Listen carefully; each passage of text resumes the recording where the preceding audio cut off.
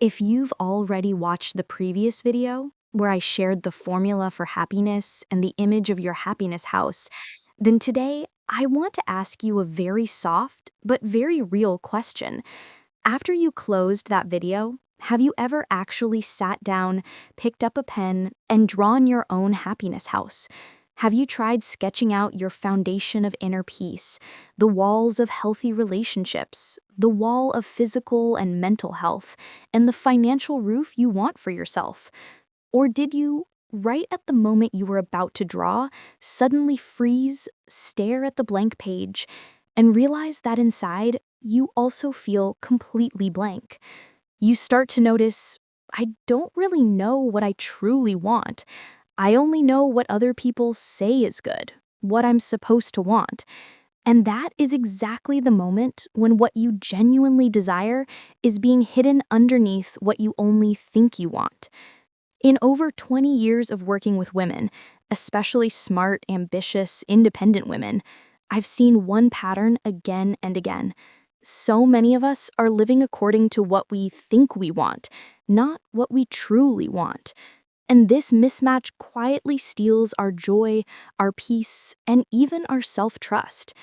In this video, we're going to explore three things together: where your "I think I want this" desires actually come from, how to recognize the difference between those and your true desires, and a simple little practice you can do to start hearing your own voice more clearly. So, where do these fake wants come from? A lot of the time, they're not really ours. They're installed from the outside. Family tells you a stable job is the key to happiness. Society tells you a successful woman is pretty, makes good money, and has a picture-perfect relationship. Social media whispers, if your lifestyle doesn't look like this, you're not trying hard enough. Over time, you start to believe you have to hit a certain income level, have to look a certain way, have to be in a certain kind of relationship, have to always be productive and never rest. These have-tos turn into what you think you want. But underneath all those layers, your real desires are usually much simpler: to feel peaceful, to feel like you can be yourself, to be loved without performing, to live a life that feels meaningful to you. So how can you tell when you've been chasing what you only think you want? There are some very common signs. Sign number one: you reach a goal, but the joy doesn't last very long. You tell yourself, once I get this promotion, I'll finally feel enough. You get it, you celebrate for a moment, and then almost instantly your brain goes, okay, what's next? I need the next level. Then I'll really be happy.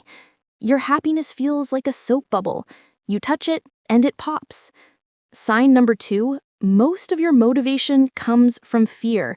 You're working, pushing, striving, but if you're honest, deep down, you're afraid of being left behind, afraid of being judged as lazy or useless, afraid you're not good enough without all these achievements. That's not your heart speaking. That's fear. Sign number three: you feel like you're acting in your own life. On the outside, you're the strong, high-achieving, always okay woman. Your posts look happy, your stories look full, your schedule is packed. But when the screen turns off and the noise quiets down, part of you just wants to disappear for a little while, or stop having to be on all the time. If any of this feels familiar, there's a good chance you've been living as the version of yourself the world wants to see, not the version your soul actually needs. So then, what does a true desire feel like?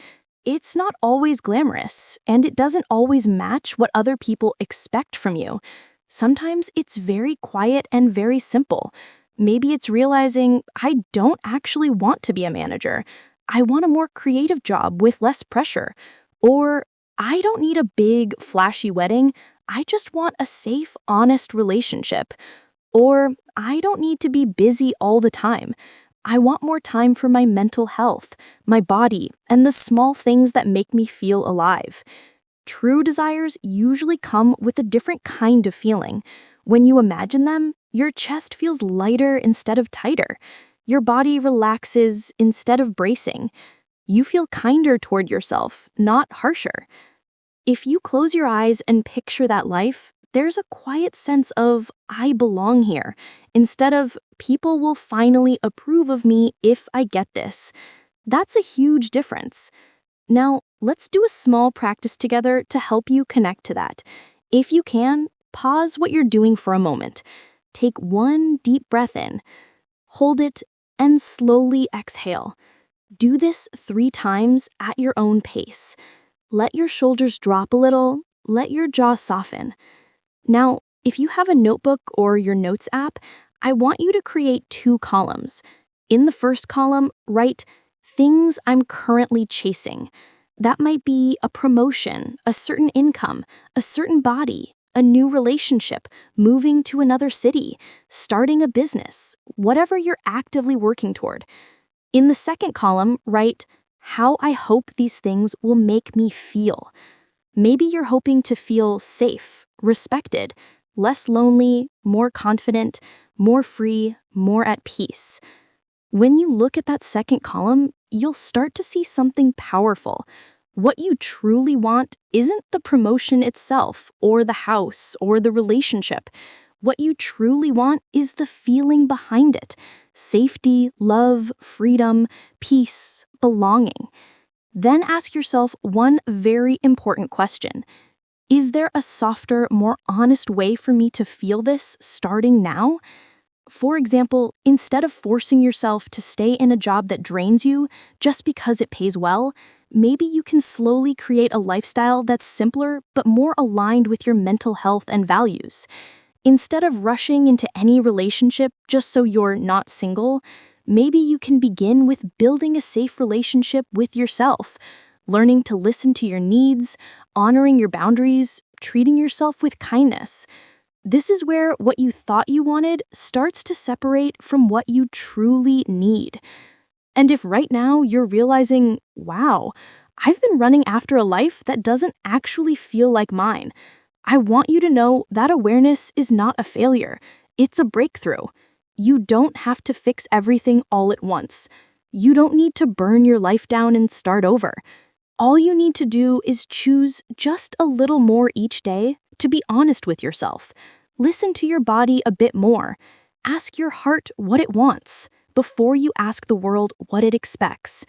And if you'd like a safe space to keep doing that, to explore who you are, to find balance between your career and your personal life, to practice short meditations, minimal habits, and deeper self-love, I'd love for you to stay connected here. If this video spoke to you, please hit like, subscribe to the channel, and turn on the notification bell so you don't miss the next videos. You don't have to walk this journey of healing and growth alone. We're here, walking it with you.